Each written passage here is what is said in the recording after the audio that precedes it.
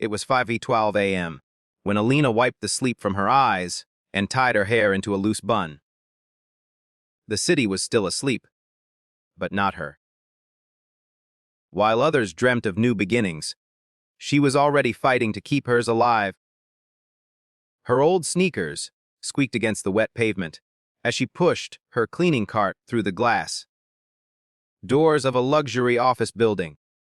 Her reflection in those polished doors told the truth. She never said aloud. Exhaustion, quiet strength, and eyes that carried too many untold stories. She wasn't just cleaning floors. She was cleaning the traces of dreams she once had. To the passing executives, she was invisible. But behind those weary eyes lived a fire, a mother's fire. Her name was Alina Morales, a single mom who had traded comfort for courage, dreams for duty, and laughter for survival. Every morning, she'd whisper the same prayer before clocking in. Just let me make it through today. Bills, rent, late notices, a son who needed new shoes. Life had turned her heart into armor. But fate had a strange way of finding people when they least expected it. That morning, she'd been assigned to clean a new office. Top floor, corner suite. The name on the frosted glass door read, Thomas R. Danner. Something about it tugged at her memory like a ghost whispering her name. She took a deep breath, knocked gently, and stepped inside. The office was elegant, still, almost too perfect. The kind of room that smelled like money and silence. But one thing stood out. A photo frame turned face, down on the desk. Alina started dusting. The hum of the vacuum was the only sound, until the door opened. A man's voice, deep and steady, cut through the air. I didn't realize anyone would be in this early. She turned. He stood in the doorway. Mid-40s, confident posture, expensive suit. His presence commanded the room. But when his eyes met hers, everything changed. He froze. It wasn't the kind of freeze that comes from surprise. It was the kind that comes from memory, sudden, painful, haunting. His lips parted, his breath hitched. It can't be, he whispered. Alina frowned, uncertain. I'm sorry, sir. Do I know you? He stepped closer, his voice trembling. Those eyes. I've seen those eyes before. The cloth slipped from her hand. Her pulse quickened. She could feel the air grow heavy, as if the past had just walked into the room wearing a suit. He stared harder. You're Alina. Elena Morales. Her blood ran cold. She whispered, please, don't say my name. He blinked, realization spreading like a shadow. You had a baby Noah. Her hands tightened into fists. Stop. You don't get to say his name. He looked shattered. I remember now. Years ago. The case. You were accused of neglect. She turned away, her voice trembling with anger and pain. You believed lies written by people who never met me. You took everything from me? The room went silent. Even the city noise seemed to disappear. He spoke softly, regret thick in his throat.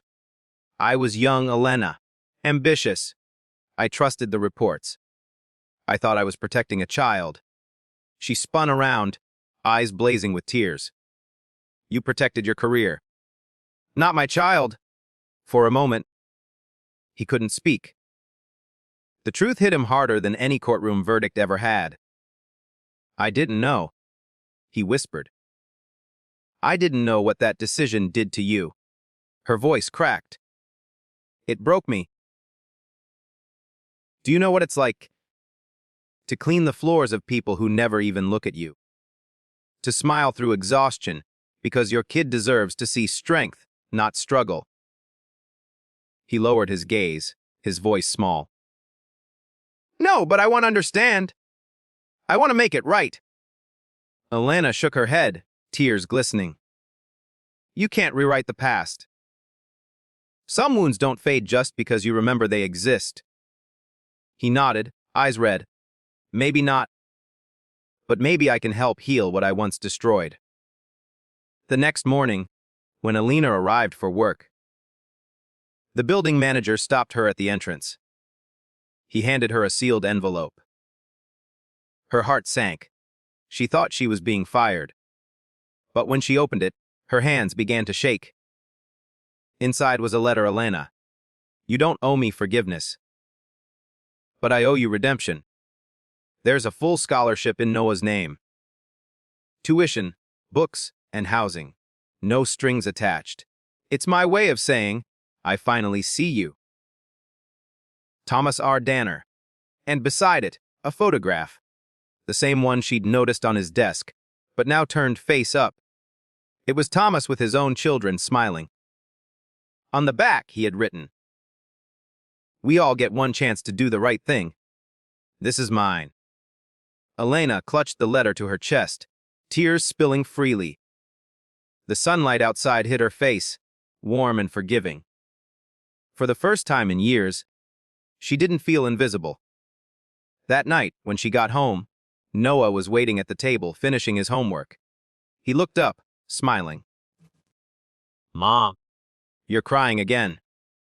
She laughed softly through the tears. "Not this time, baby. These are good tears."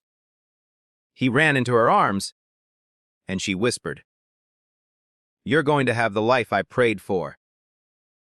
The camera would hold there, on a mother's trembling smile, on a letter of redemption, on a world that finally noticed her pain. Because sometimes, healing doesn't come through apologies. It comes through awareness. Sometimes, justice doesn't come from a courtroom. It comes from conscience. And sometimes, all it takes to change a life is when a stranger recognizes the eyes they once overlooked. Because those eyes, they never forgot. If this story touched your heart, don't forget to like, share, and subscribe to Parent Justice Diaries. Because every story we tell is a reminder that even the quietest struggles deserve to be seen.